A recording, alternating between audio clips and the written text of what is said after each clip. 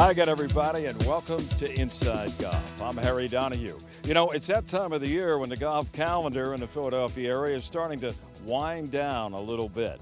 But we'll take a look today at a couple recent events that were held in the Philadelphia area. One from the Golf Association of Philadelphia, its annual Patterson Tournament. That was held at Applebrook. And we'll go to Cedarbrook Country Club, where they recently held a Philadelphia PGA Jr event. Also coming up today, Montgomery County, is loaded with great golf courses. And we'll check out a recent event promoting not only tourism, but golf in Montgomery County. All of that, plus our Teed Off panel, next, right here on Inside Golf. Inside Golf is presented by Destination Montco Golf. 54 courses, 300,000 yards. Check them out at montcogolf.com. By the First Tee of Philadelphia. The First Tee helps young men and women become better golfers, but most important, better people.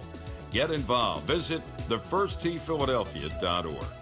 By the Golf Association of Philadelphia, GAP, celebrating amateur golf since 1897. By Jersey Man Magazine, it's a Jersey way of life.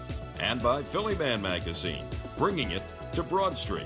By the Haverford Trust Company. Quality is in our DNA. And by Inside Golf's partner since 1998, the Philadelphia Section PGA, experts in the game and business of golf. Take time to thank your local PGA golf professional. Golf is the great equalizer. For many, this journey is an escape from reality, a chance to be part of a team, a career opportunity. PGA Reach impacts lives through golf by lifting people up, giving them hope, and sending them down an alternate path that they never saw coming. With PGA Reach Philadelphia, as in life and in golf, the most important shot you take is the next one. When you think about your future, you have dreams. You want to succeed. That means achieving your goals, both big and small. At Citadel, we want to help you get there. We believe that success is achieved with the right plan, the right people, and the right determination. We're committed to your success, her success, and their success. Talk to us about how we can help you reach your goals. Citadel, banking with one focus, you.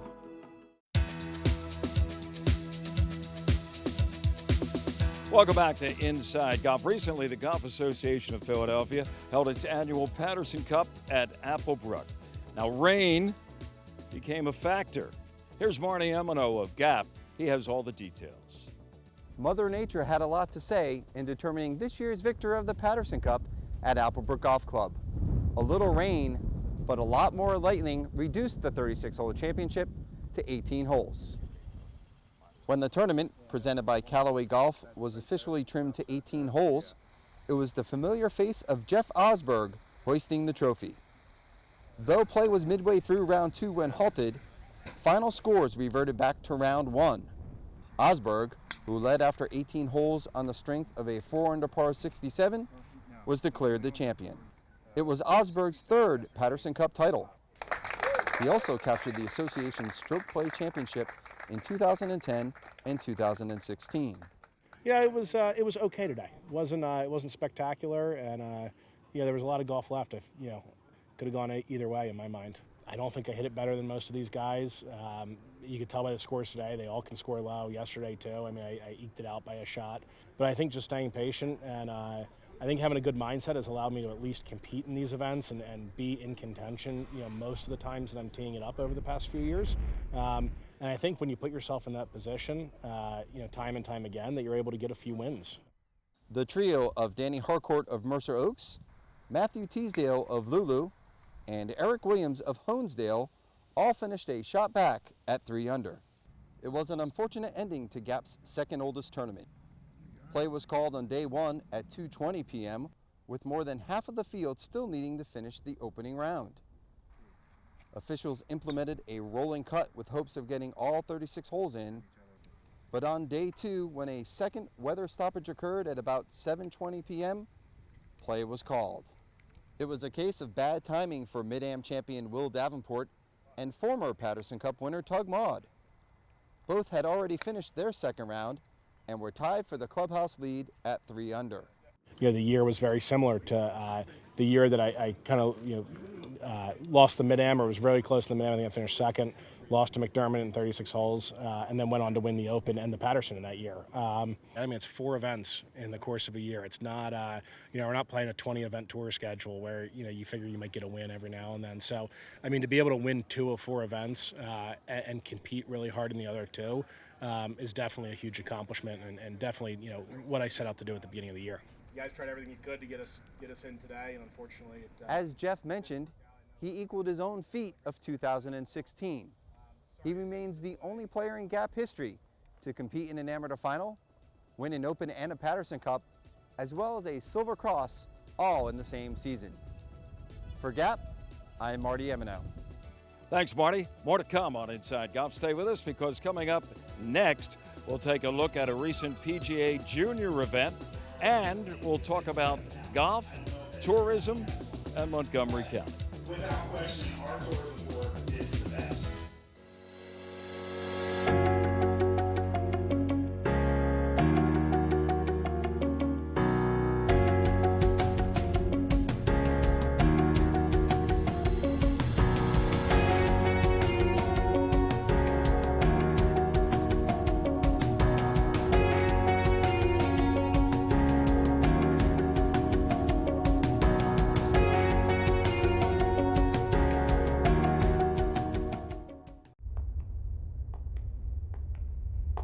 Everyone is looking for something. Consistency. Quality. Peace of mind.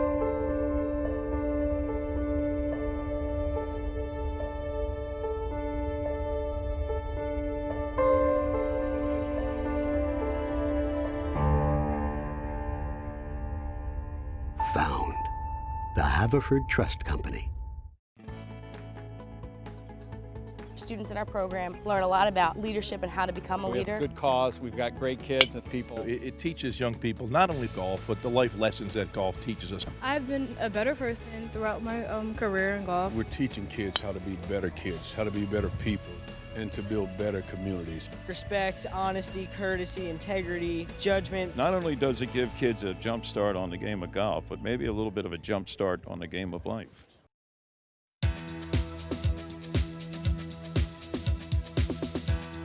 Welcome back. Inside Golf continues now. You know, the PGA has a growing program, PGA Juniors. And Philadelphia's PGA section certainly is right in the midst of that growth. Recently, they had a program, an event, a biggie at Cedarbrook Country Club. And here with all the details from the Philadelphia section of the PGA, Leela Mackey. Going to the tee in the championship match, Penn State versus Huntington Valley 1. Match number 2, please come up to the tee. We're here at the Philadelphia Section 2019 PGA Junior League Philadelphia Section Championship.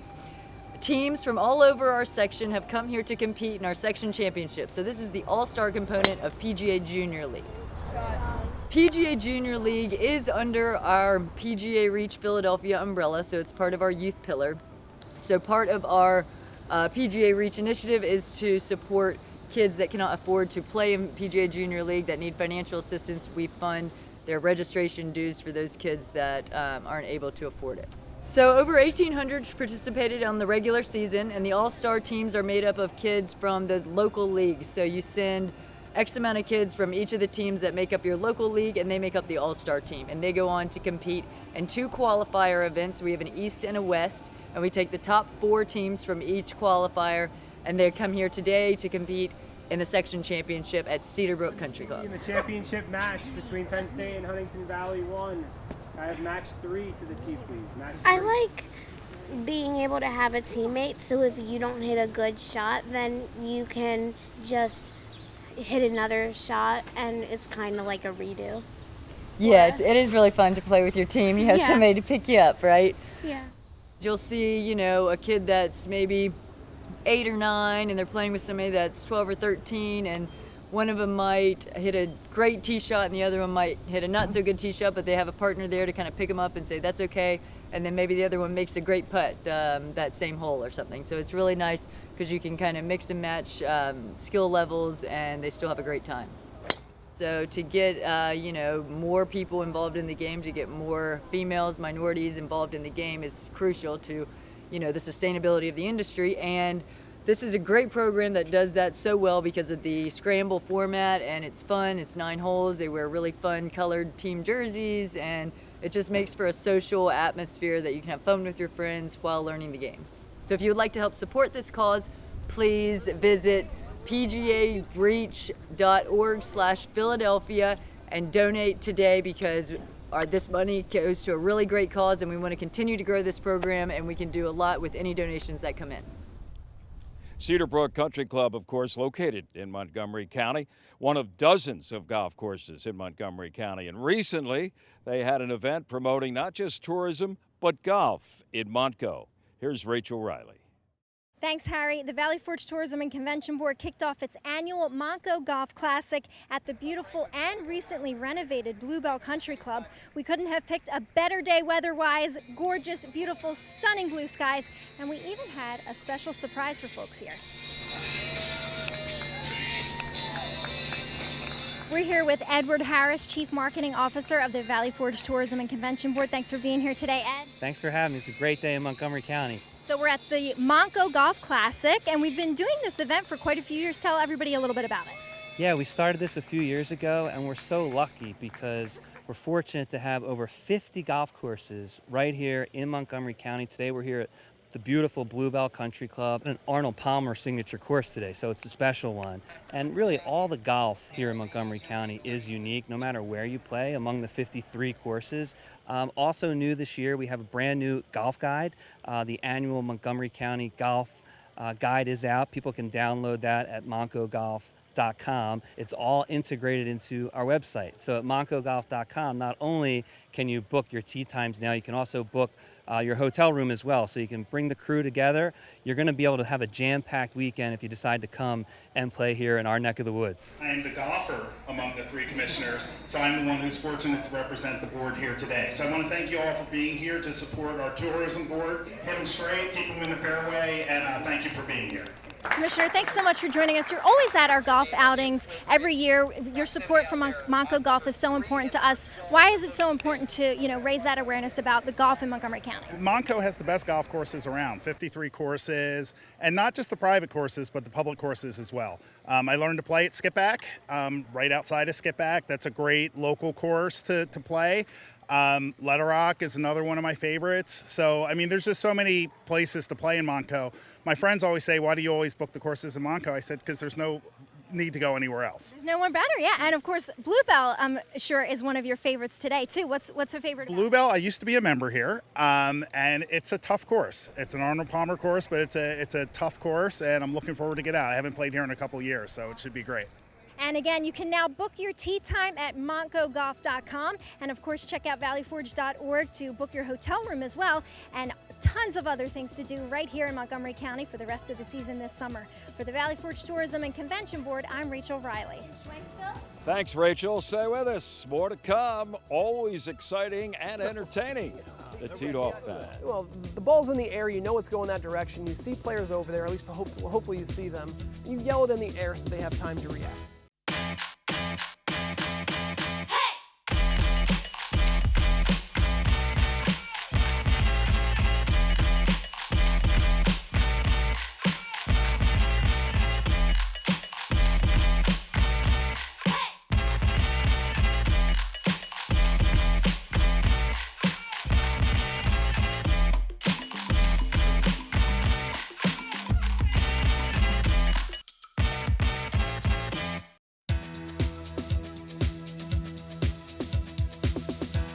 Welcome back. Inside Golf Now continues with our teed off panel. Today we're on the patio overlooking the beautiful Bluestone Country Club in Bluebell, Pennsylvania. The panel includes, from myphillygolf.com, Joe Logan is back with us. Joe, good to be here. How are you? Sitting right next to Leela Mackey from Clemson. Joe went to South Carolina. I'm surprised you two can sit that close to each other, huh? 2 against 1. And here's another one.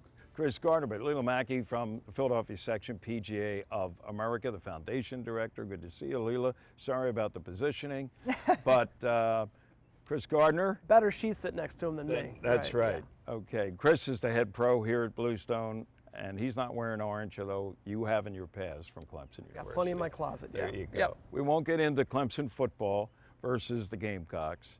But, you know, 2 national championships. When's the last time, if ever? Never? They won baseball just a couple, 3 years ago. We're talking golf, Joe. Back to back, baby. Great baseball team. All right, here we go. You know, you've seen this show before, teed off. We've done in the past a topic called Spout Off. It's based on the Cape May Herald newspaper. A lot of you go to the shore, maybe just in the summertime, but all year round, every week they have a thing called Spout Off where people write in maybe a complaint, a little gripe they have about their neighbor, about something going on in their particular town. Well, here's a chance for our panelists to kind of sound off, spout off about something going on in golf that you think shouldn't be happening. Leila, you are in a situation where you meet constantly with pros in the area. I'm sure they get a lot of feedback, some of which they like, some of which they don't, things that happen at clubs, and they don't want to maybe spout off. So maybe you can do it for them here. We'll give you that opportunity here on Inside Golf. Well, you know, we do hear everything's anonymous. A lot of stuff about, you know, pros complain about their members all the time. Members are difficult, as are our members. No offense, Chris, you're not one of the difficult ones. I'm but, one of them, I'm sure. Yeah. You know, we deal with members, and a lot of it's just, you know, they complain about the time of an event, or course setup, or pace of play, or, and then you ask, well, did you fill out the feedback survey, or did you fill out the survey when we asked what time you wanted this event to be? And no, they didn't fill out the survey, so they kind of want the world, and they have a lot of complaints, but they don't do anything proactive to help the club or make it happen or make it any better. So I would say that's a big one that we see a lot. Right. Well, and having played at club golf myself, I know a constant complaint I had as a player was, you know, you constantly see signs saying, please replace ball marks and divots, and yet it's one thing, 2 things, that continue not to get done on a golf course. So from an aesthetic standpoint and a playability standpoint, that's something that, you know, golfers still have to continue to do, and they're not doing it. So I'm spouting off about that. Joe, what's your spout off list include? I think the game is too stuffy. Too stuffy. You know, I realize I look like a style icon, but when I play golf, my shirt tail has been known to come out, and you know, the pro will ride up and go, put your shirt tail in. I see young people playing the game. They're in t-shirts, they're in sneakers, they're in cargo pants. I've never understood why cargo pants are such a no-no, but you know, there are a lot of clubs where a guy 23 years old can't dress like that on a golf course. It just doesn't fly. And to me, golf can be a not very welcoming game unless you walk through the front door, and how many people really get to do that? A lot of people sort of come in under the fence or through the side and back door. So anything that makes the game less user-friendly, I think is not a good thing. And to me, that's one of them. Well, and that's always been a movement, I guess, and Lily, you know this as well as anybody, of growing the game and what the PGA of America has tried to do over the past few years. Is that one of the issues that maybe comes up in some of those little forums or conferences that you attend every year at the PGA Merchandise Show? Absolutely. You know, I think you're right on when you say that, because I agree. I think it is, you know, something that deters people from playing, and you should be able to, you know, kind of not wear whatever you want, but, you know, within certain limits, and that's what's going to get more people to come out to the game. We want more people in the game, but then when they get there, if you say you don't have the right shoes on, or you don't have the right shirt on, or you don't have the right skirt on, then nobody's going to want to come back after that. You know, it just totally has a negative impact on your experience. So I think that's a big deal, and we need to be more open to. It's an unneeded hurdle in a game that's already expensive and difficult to learn how to play. Yep. So once somebody jumps through those 2 hoops, then to get there and you don't have the right shirt, you need a collared shirt, pal. Get out till you go on. I agree. Well, you're on the front lines of this, I'm sure, right? Yes. I mean, if a member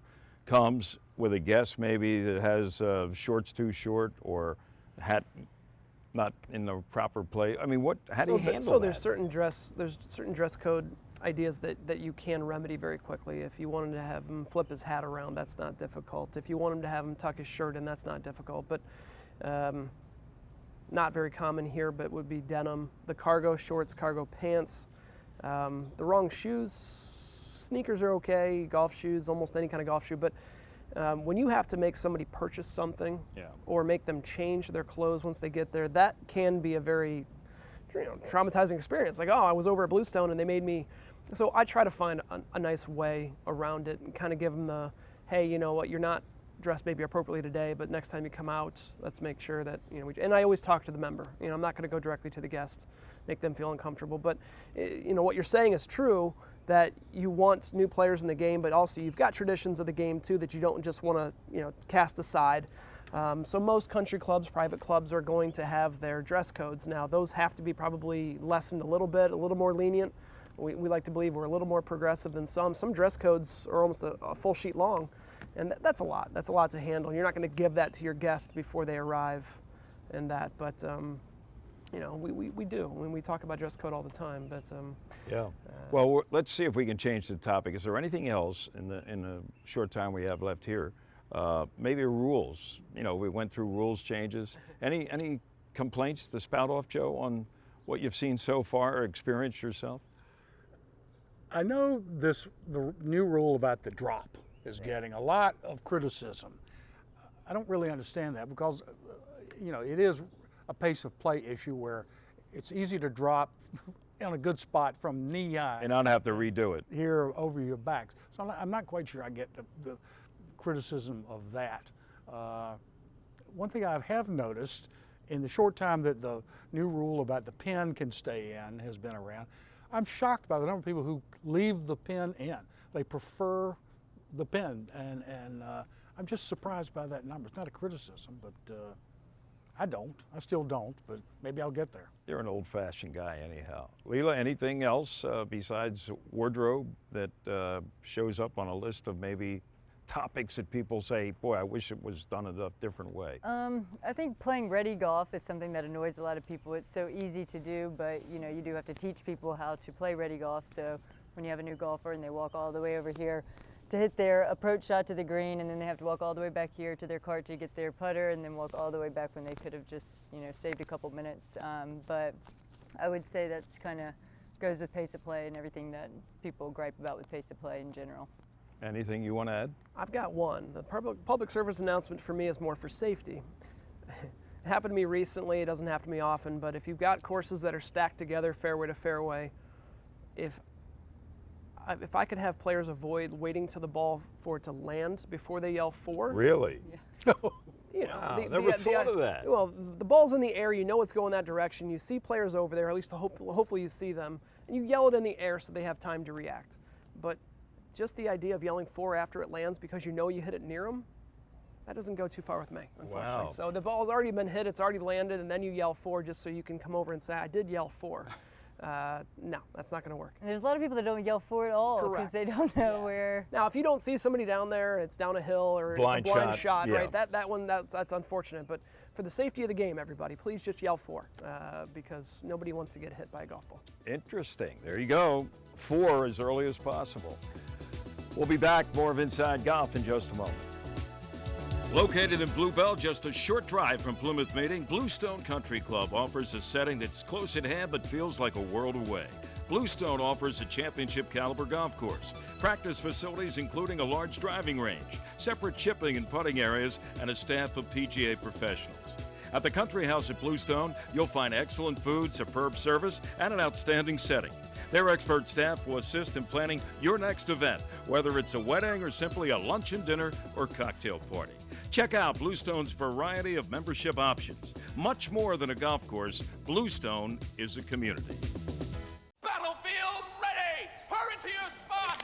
Advance the round! Whoa! Fire! Do it again! Who are you? Whoa! Hey, do you guys want to come with us?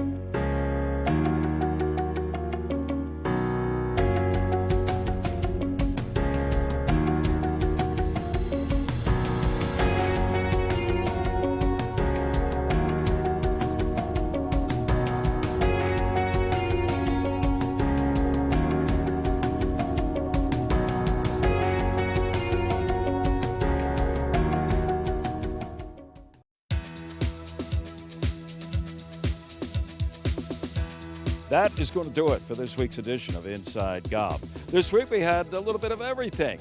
From the Golf Association of Philadelphia, a recap of the Patterson Cup. We had the Philadelphia Section PGA's Philadelphia Junior event. And we also showed you what's being done to promote golf and tourism in Montgomery County. I'm Harry Donahue. Remember, no matter how bad it's going for you out there, don't pick up. And we'll see you next time, next week on Inside Golf. Inside Golf is presented by Destination Montco Golf. 54 courses, 300,000 yards. Check them out at montcogolf.com. By the First Tee of Philadelphia.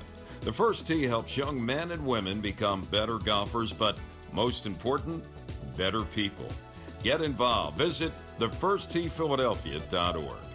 By the Golf Association of Philadelphia, GAP, celebrating amateur golf since 1897. By Jersey Man Magazine, it's a Jersey way of life. And by Philly Man Magazine, bringing it to Broad Street. By the Haverford Trust Company. Quality is in our DNA. And by Inside Golf's partner since 1998, the Philadelphia Section PGA, experts in the game and business of golf. Take time to thank your local PGA golf professional.